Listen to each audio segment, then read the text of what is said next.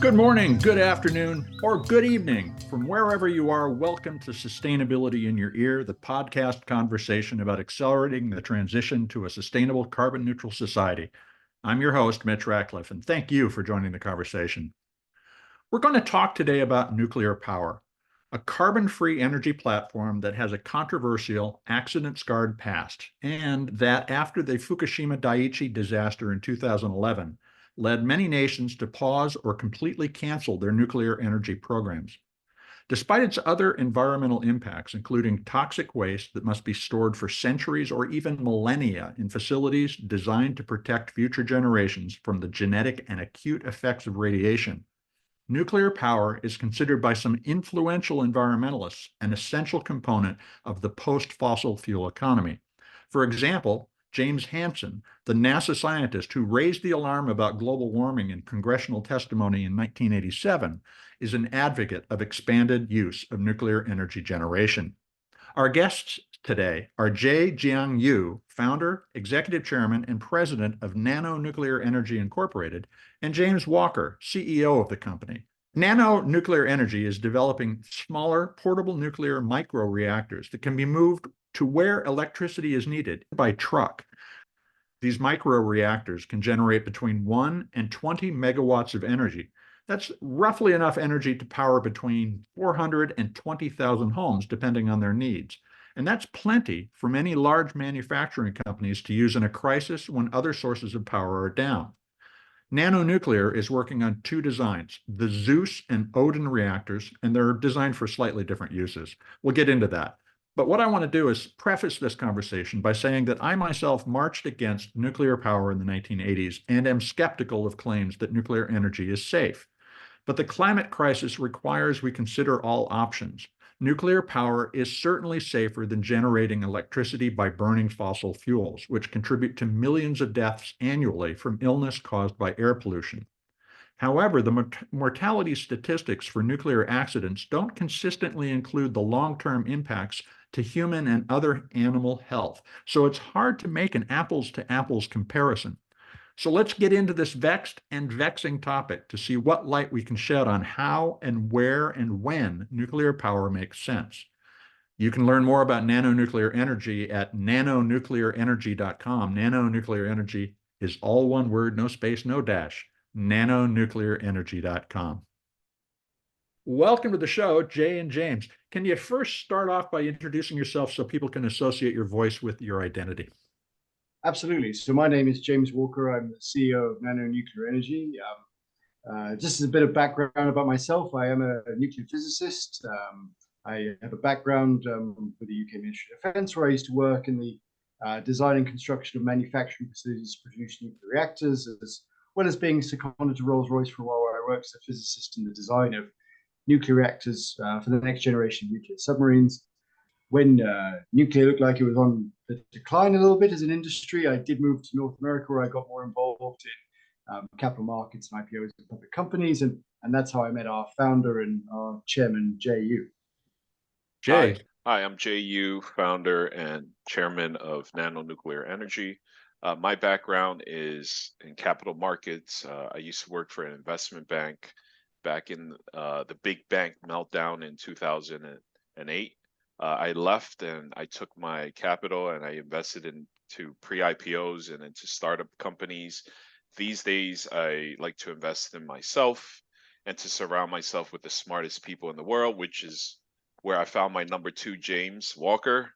Ever since then, he tells me every week, Nano Nuclear Energy is the best time startup he's ever seen in his life. And I'm happy that we placed a big bet on the right sector. Well, let me ask you about that, because we do know that after Fukushima there was a real pullback. What do you see in terms of the discussion broadening around nuclear?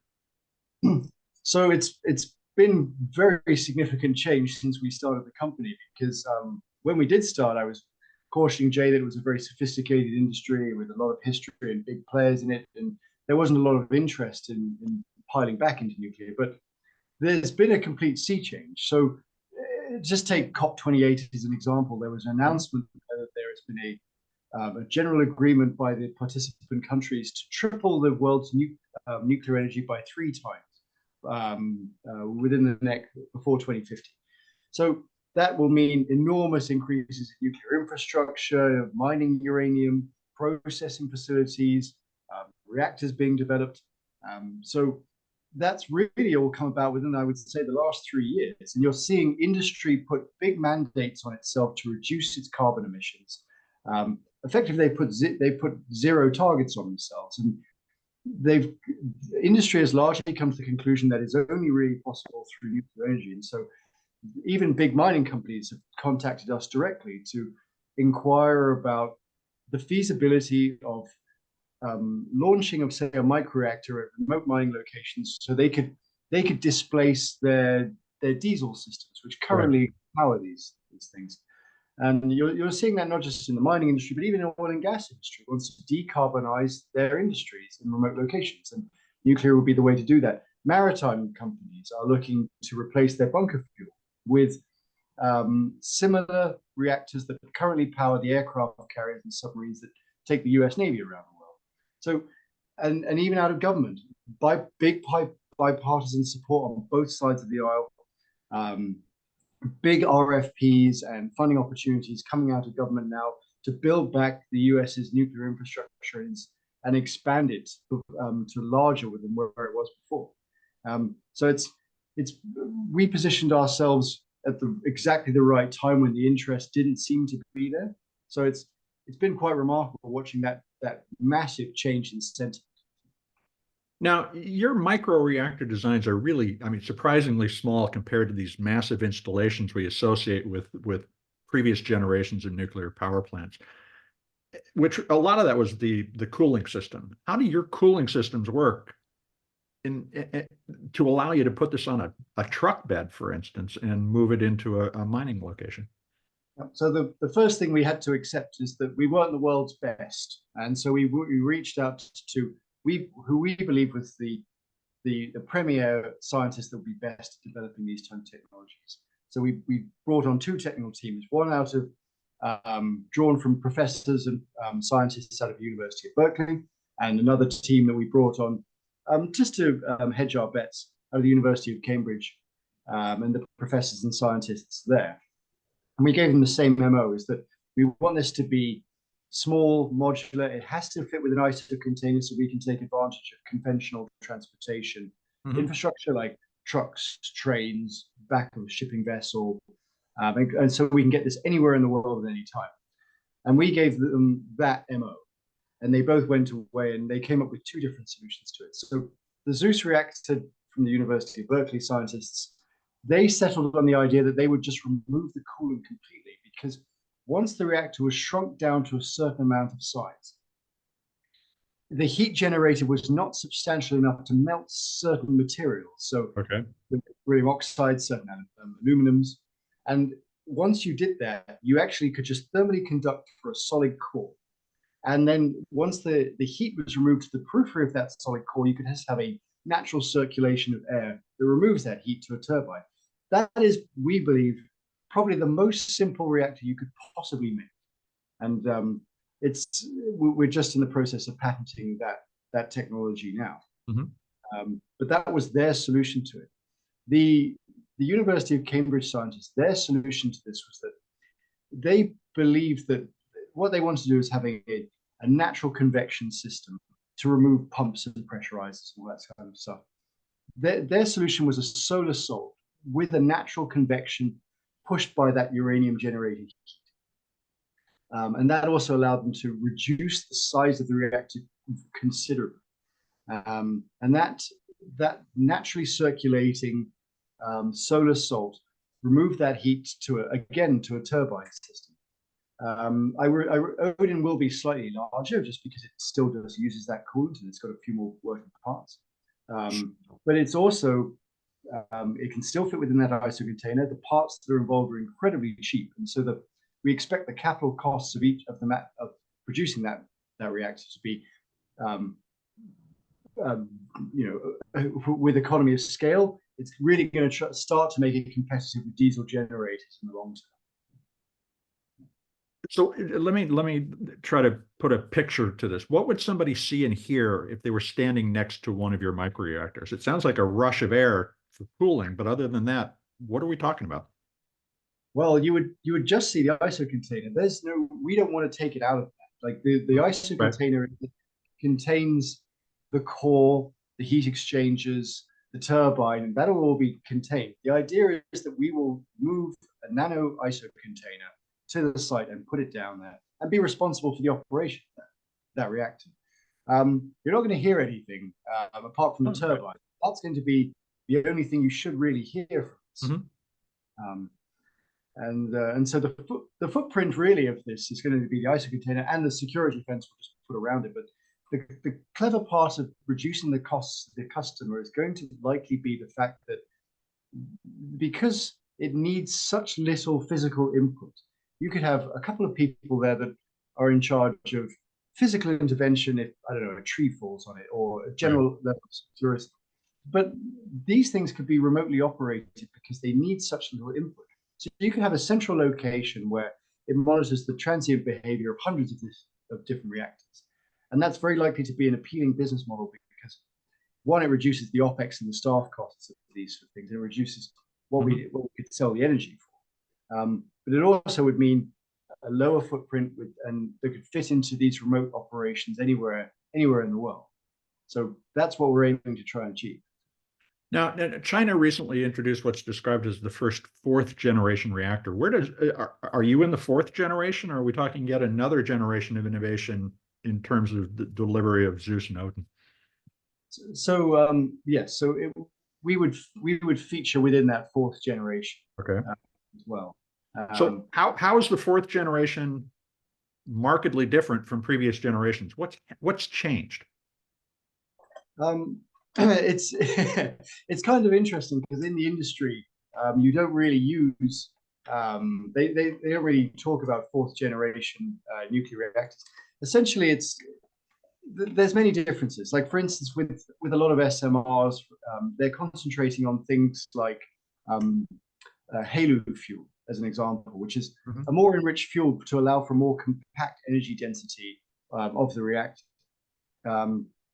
And there's different design factors that feature into that sort of definition, but effectively, really, it's kind of an amorphous term because they're really targeting sort of better safety, which might be like passive cooling, efficiency and cost, and really they're looking to try and bring down a lot of the capital costs associated with the big nuclear projects, and you can call those the Generation 3 reactors. And a lot of those capital costs that made nuclear seemingly expensive were the fact that with nuclear, all your upfront capital costs is at the front, because you're not refueling like a gas power station where the gas is brought in on a regular basis. But because that capital cost was quite large up front, the financing costs were quite large. And so 70% of the project cost could be financing related costs. And that's going to go away immediately as you bring in these SMRs. And so the efficiency and cost of the next generation, the Generation 4s, are a factor in that definition.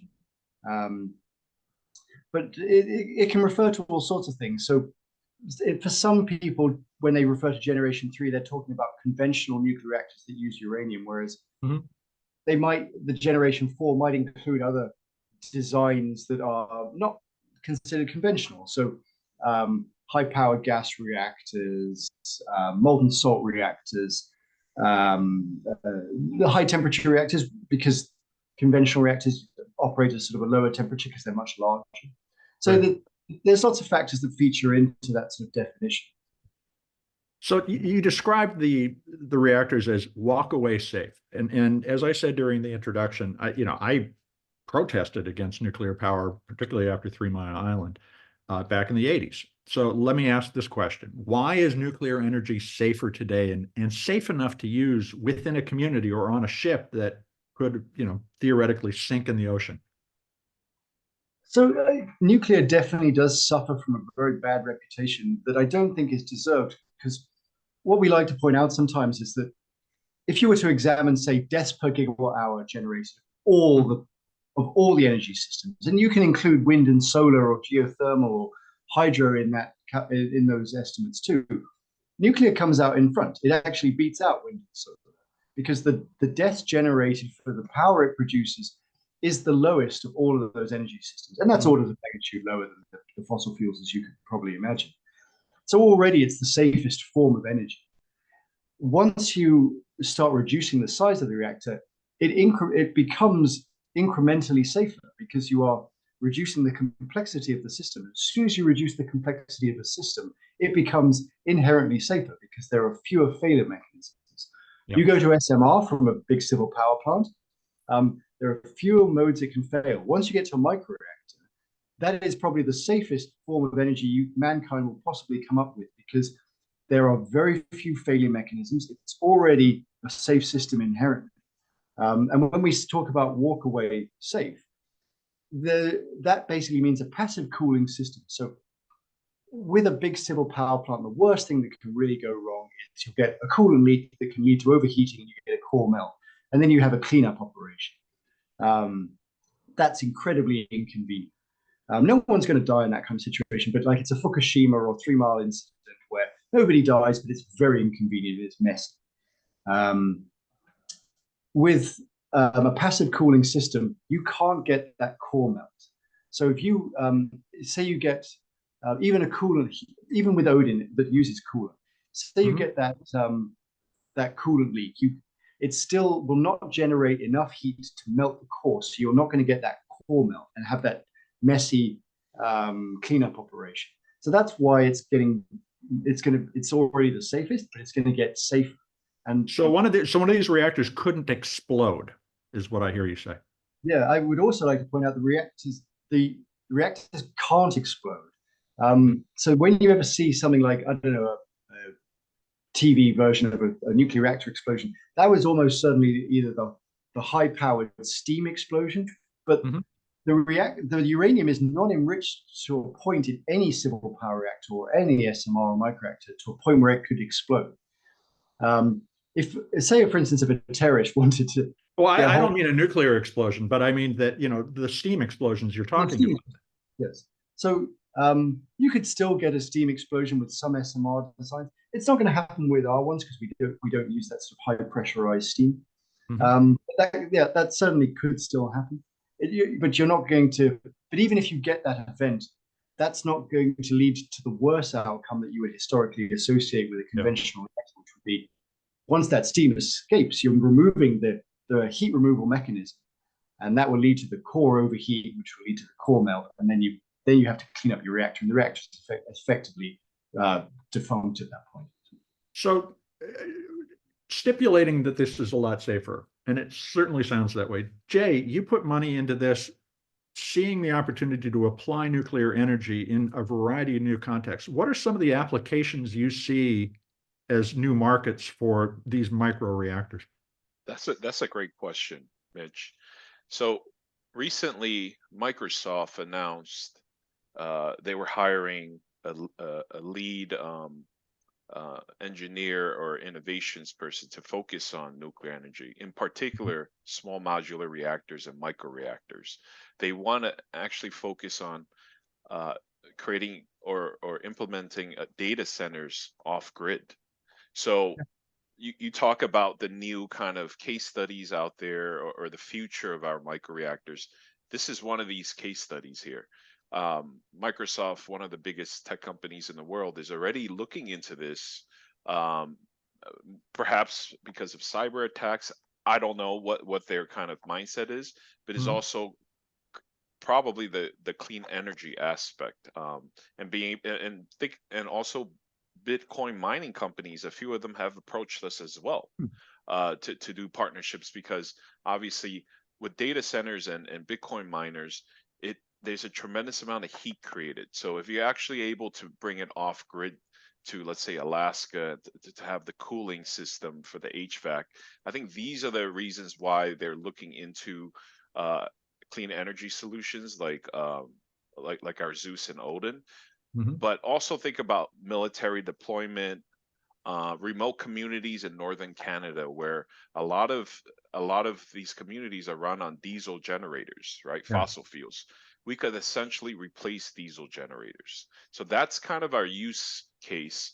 James mentioned also, we've spoken to recently, one of the largest mining companies in the world approached us to do a feasibility study in one of the remote mining operations as well. So once again, I mean, Mitch, you're in a remote area now yourself, right? So you understand how, having this kind of independent base load energy that could provide consistent long-term energy that doesn't disrupt your internet, that doesn't disrupt your your TV.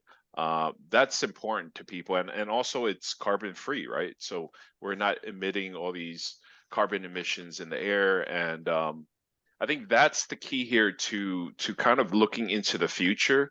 Also think of just some of these remote islands, in the Caribbean or in the Philippines or in Southeast Asia. All these islands are run on, once again, fossil fuels and diesel generators. So we could actually disrupt all these remote islands as well. So a micro reactor could be the basis of a microgrid that was self-contained and intermittently maybe connected with the grid, but was able to live and operate on its own. Exactly. Exactly right. And you're seeing a lot of interest actually come out of a lot of countries with large island communities. So we've already spoken to a big energy company in Thailand. We spoke to some people within the Indonesian government. They have almost all of their islands are run predominantly on diesel, because they have grid connection issues there, and they're trying to look to decarbonize things. But also, these things, to power these things with diesel is incredibly expensive, and so they're looking at solutions, because it's not just the cost of diesel, it's also the logistics and the shipping of this on a daily basis to power an increasing number of homes. It's very polluting, it's very, very damaging for the island ecosystem, and it's just enormously expensive. And they want a solution. And this could really be a game changer for internationally, just replacing a lot of these conventional fossil fuel power systems with a zero carbon emitting energy that does not have these logistical requirements, and uses a far smaller footprint as well. Okay, I'm really intrigued. I want to take a quick commercial break and come back and talk a little more about these applications and particularly the cost, because it sounds like there's some remarkable equity opportunities here. We'll be right back.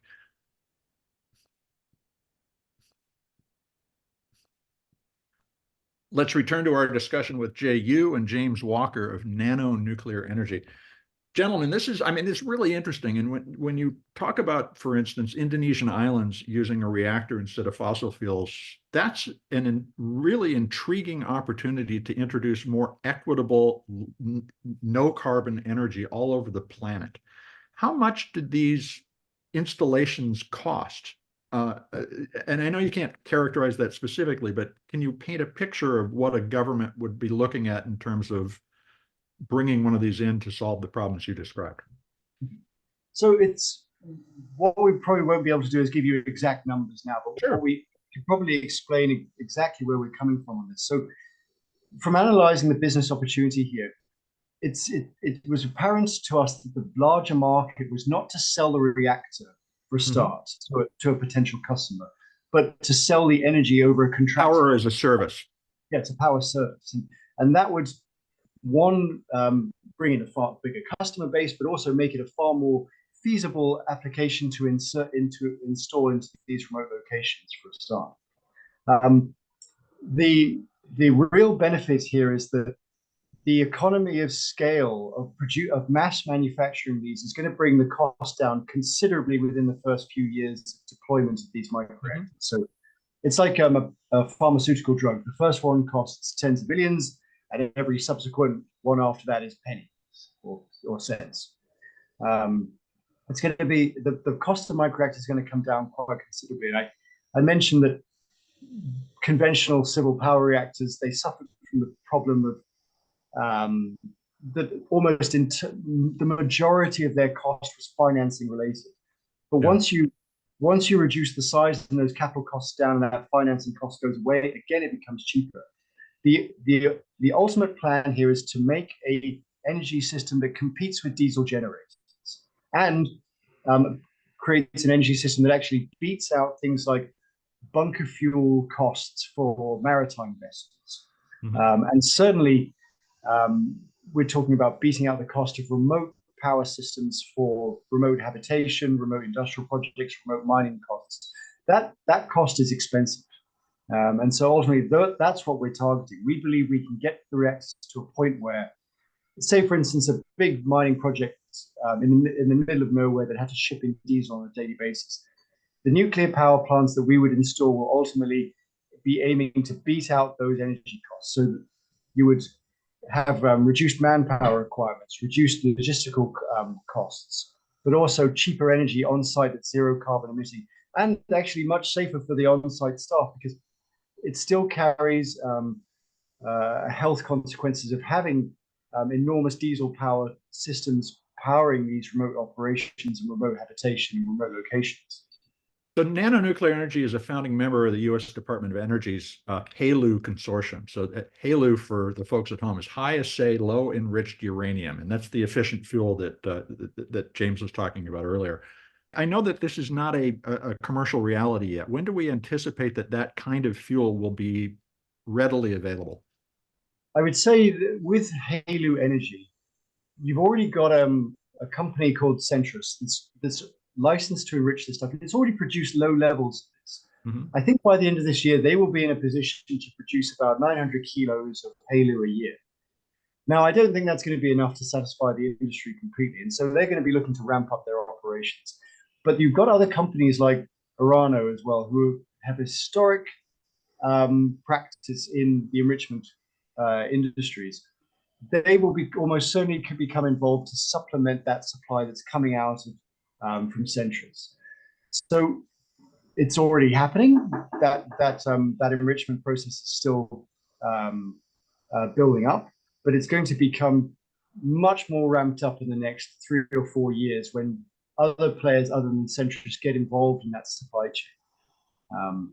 So I would say, as SMRs become increasingly deployed and online, and we can expect that process within the sort of next 5 years, that production of HALEU fuel will rise to accommodate that, and you'll see massive increase in output in the next 5 years, I would say. So the question I have about HALEU fuel is, what is the waste that's produced after you've used the HALEU fuel? Is it high-level radioactive waste, the kind of thing that we have associated with nuclear energy in the past, or is it more short-lived intermediate-level nuclear waste?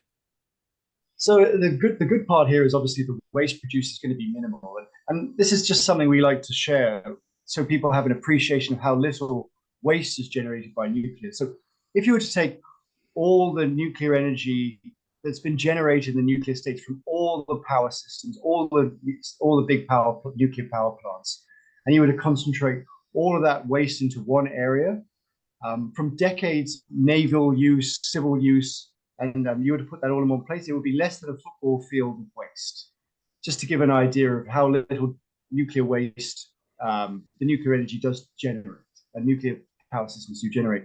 From a microreactor, you're looking at a tiny, less than a handful of nuclear waste that will need to go into long-term storage. Long-term storage, okay. Long-term storage. But as an example, say for our reactor, what we would do is, once it's ready to be decommissioned, we would go in, we would take out the nuclear fuel. The reactor would sit there for a year, then it would be inert, and it could just be scrapped as normal in a landfill. It would meet the requirements of that.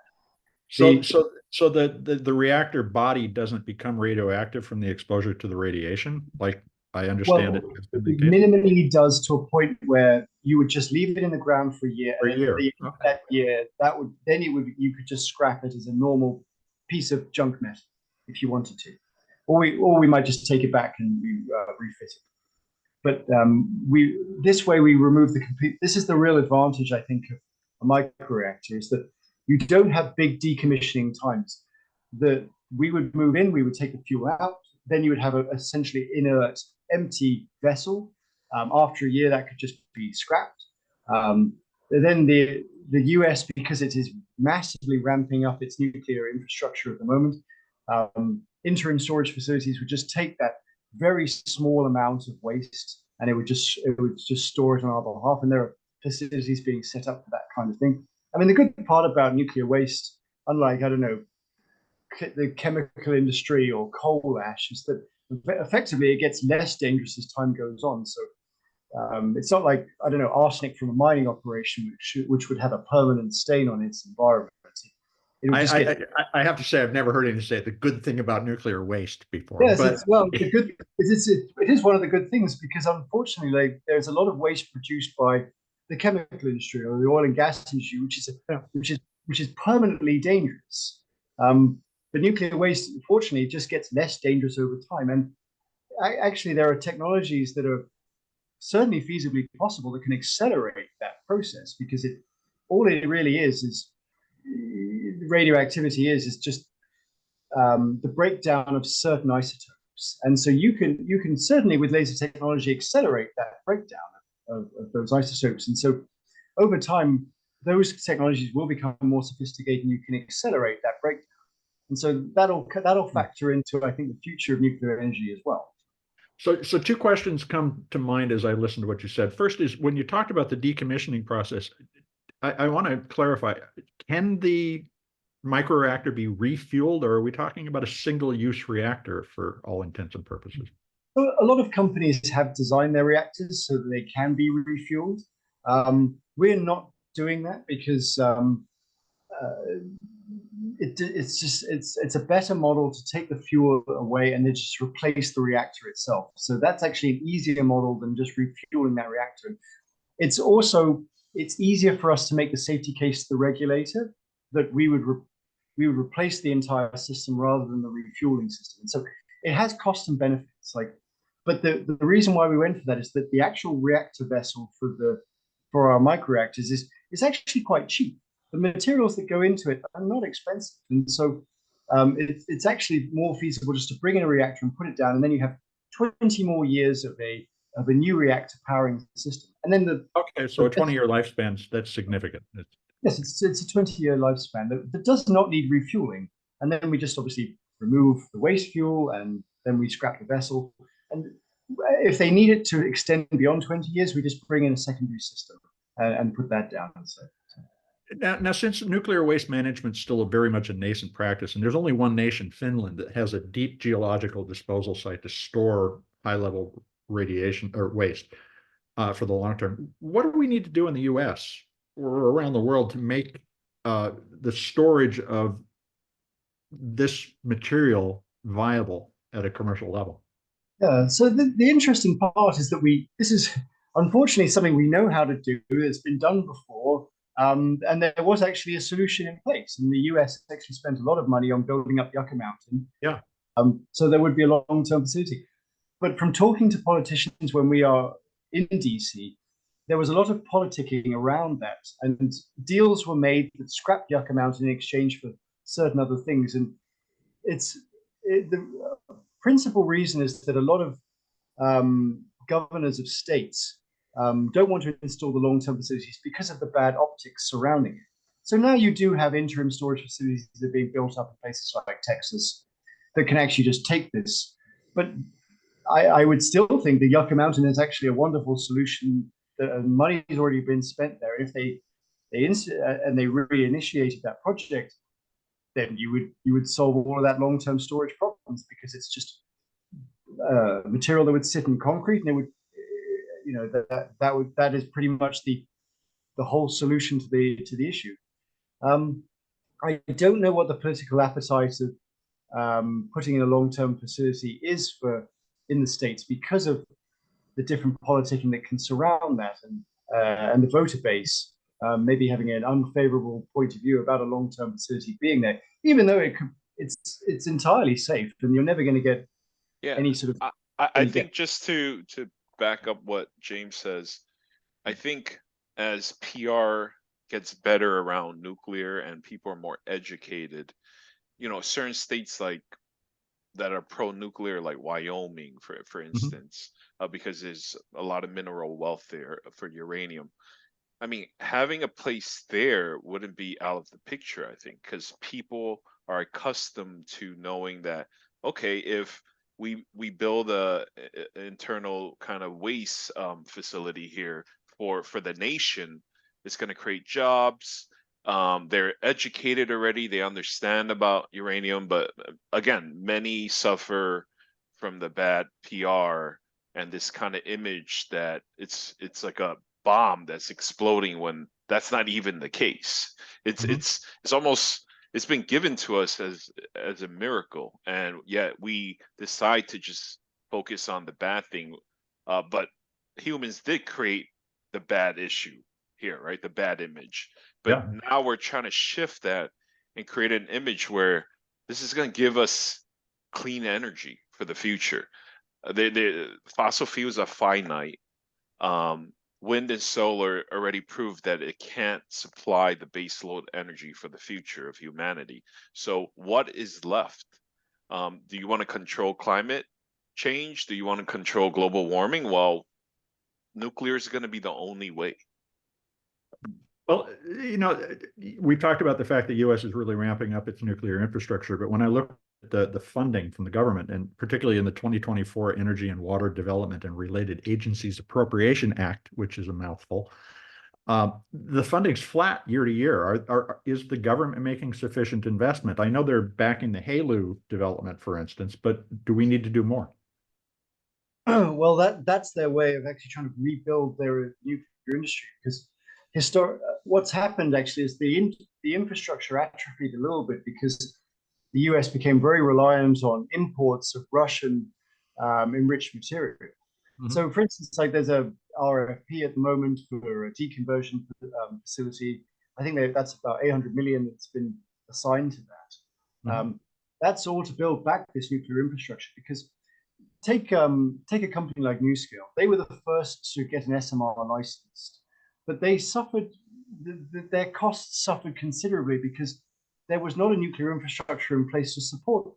So Right. people criticized them fairly heavily for um, understating what they believed the cost would be. But it actually was not their fault. If you're doing everything for a first time, it's going to be expensive. But once that nuclear infrastructure is actually in place, and you do have enrichment facilities and deconversion and fuel fabrication and transportation of these things, the costs come down considerably, and then you get a cheap power source. And so the government's strategy here is to build back that infrastructure as quickly as it can. So it's not just that RFP I mentioned for deconversion. There's another one for HALEU too.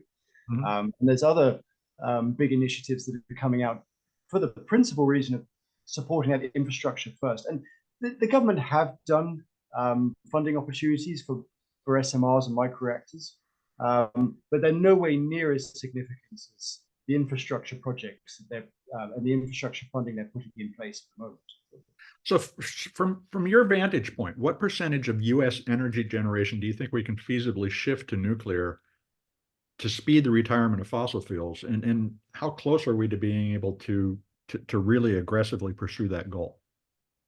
So, just as a practical point of view, I think that you will never eliminate fossil fuels completely just because they have so many good downstream products like fertilizers, clothes, plastics, that kind of thing. But in terms of what you're talking about, the energy, there's no reason why you couldn't eliminate it completely from the grid system with nuclear. When could we That do that? certainly with a ramp up in infrastructure and a uranium supply chain that was sufficient to supply the product. There's no reason why we couldn't do that by 2050 if there was a concerted effort to actually do that. I don't believe in zero fossil fuels completely just because I mentioned that sort of downstream products, but nuclear could easily meet the requirements of the country.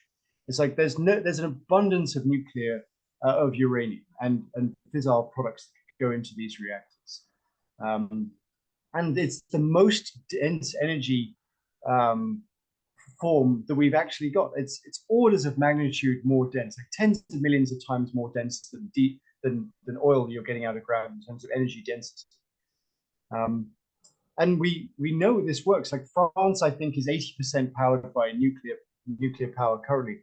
There's no and that's given them enormous energy sovereignty and energy security, to the point where they actually export power to countries like Germany that actually downsize its nuclear power to try and move towards other renewables like wind and solar, to effectively increase its own energy costs and make itself dependent on French nuclear power.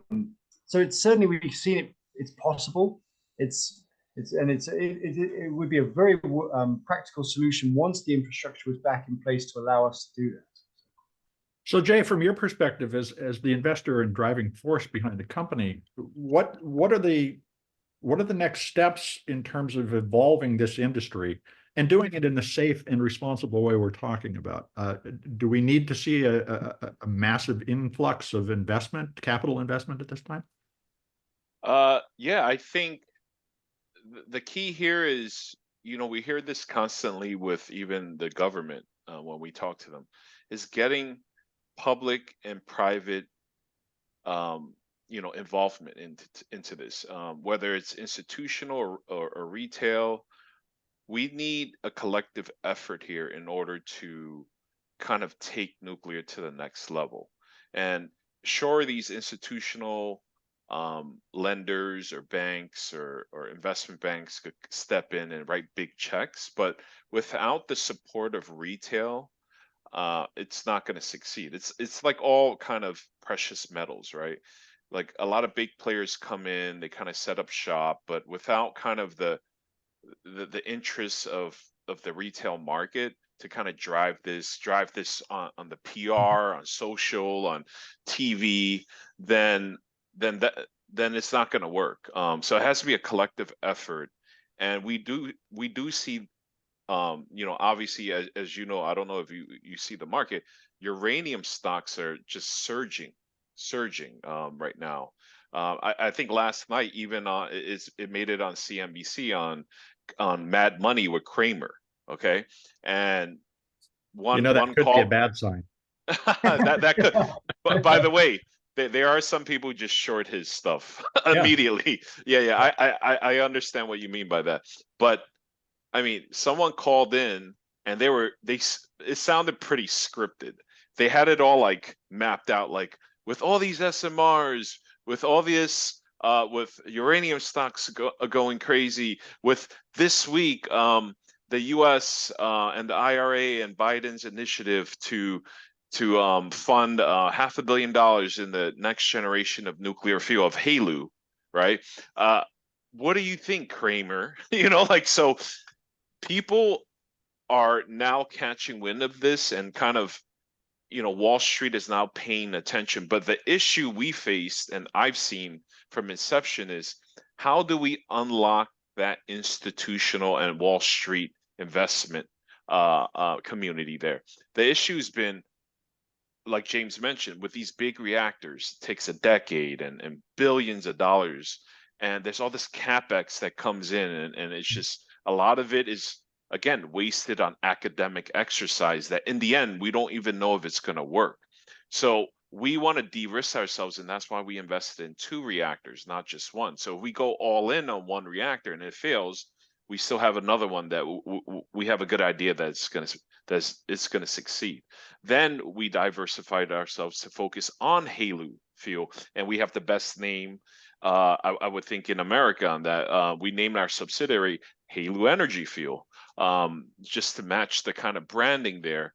And we're focusing on the fuel side now, and we're also now focused on the transportation side. So I talked to an analyst recently from an investment bank, and they said, your microreactors are like aliens to me. If you actually succeed and commercialize that, then the market could be enormous, right? It could be $1 trillion, they said. But what I like that you guys are doing, you're de-risking yourselves along the way to the microreactor. You're also filling in the gaps with the fuel, with the HALEU fuel, and the transportation side, and eventually we're going to get into other areas as well. We don't want to disclose too much, but that's the whole viewpoint is we're trying to show Wall Street and kind of the public that we're building a business here, and we're not just building this microreactor that hopefully one day works, but we're building in the meantime other business lines that could become multi-billion dollars in itself, right? So Mhm. that's, I think, how you unite public and the private sector. You bring these other forms of revenue generating businesses to the table, and then the ultimate goal is if you hit that if you get it commercialized, your reactors, then that's what changes humanity. That's the structural shift in clean energy. Well, this has been a really interesting conversation. My skepticism is tempered. That's Never by great. anything Thank you. completely. Thank you. Yeah. Great. So how can folks follow along with what you're doing? They could follow us on social media. We've built a cult following on Twitter. Your favorite Elon Musk with Starlinks. So we're heavily focused on Twitter. There's a lot of, I would say educated people there. There's a lot of nuclear engineers on Twitter and obviously uranium investors. So getting that outreach is huge for us. Also, they could come to our website, nanonuclearenergy.com. We're also on a lot of podcasts and radio stations. So you'll see our name out there. I think Zero Hedge did a big article on us that went viral as well. So we're getting our names out there, and we're building this the right way, and we're doing things transparent and open, and sometimes even on Twitter, some of these guys message us with some toxic comments, but we reply to them. We fight back, and we try to help demystify what you said. What James said is it's just had a lot of nuclear energy has a lot of bad PR, and we're here to kind of fight back and educate people.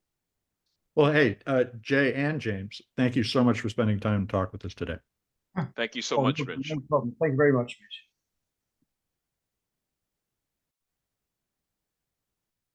That was my conversation with Nano Nuclear Energy's Jay Yu and James Walker. And you can learn more about the company at nanonuclearenergy.com, all one word, no space, no dash, nanonuclearenergy.com. While I remain skeptical, James's explanations are compelling arguments for considering the role of microreactors in a variety of settings that we've discussed here on the show. For instance, ocean freight shipping accounts for 2% of humanity's annual carbon emissions. And if you look at a microreactor, it's about the same size as a diesel engine. So you could easily replace that ship's engine with a nuclear powered reactor that was carbon free. And that's instead of potentially completely transforming the shipping fuel infrastructure from fossil fuels to, say, hydrogen or ammonia-based fuels, which we've talked about on the show in the past. In another context, bringing inexpensive electricity to low-income countries could provide power to run water desalination plants and air conditioners as the planet warms. We need to take care of these people, not just say, hey, take care of your own problems, but actually help bring the low-income world into a modern lifestyle that is sustainable. If we were to do that, we'd also be able to create economic opportunities that have never developed in the fossil fuel era for those nations. When you introduce new energy platforms, there's a chance to reorganize society with greater fairness, and we need to have that conversation. But there's still the question of what to do with spent nuclear fuel. The United States shut down its Yucca Mountain storage project, the only deep geological long-term storage facility in the country, for a variety of reasons, including the well-justified protest by the indigenous communities that live near the site. The Western Shoshone objected to nuclear waste being placed on their treaty lands, and that's their right, and we need to honor it. So if we're going to embrace nuclear to any degree, there's a public debate to have, and a significant investment is necessary to ensure that we safely store radioactive waste for centuries. We'll continue to track this topic for you here on the show, and I hope you stay tuned. I also hope you'll take a moment to share this podcast or any of the more than 450 interviews that we've done on sustainability in your ear. If you take a moment to write a review on your favorite podcast platform, that will help your neighbors find us. Folks, you're the amplifiers that can help us spread more ideas to create less waste.